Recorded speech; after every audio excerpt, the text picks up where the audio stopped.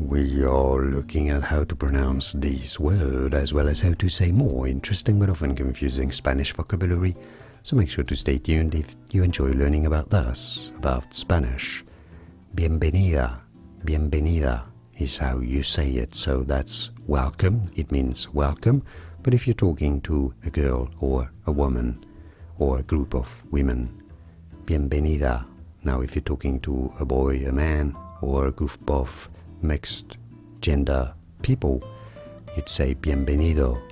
But if you're talking to females, bienvenida or bienvenidas, even if it's a group of them, you would have to add an s, bienvenidas. So that's if you're talking to a single woman or girl. Bienvenida is how you say it.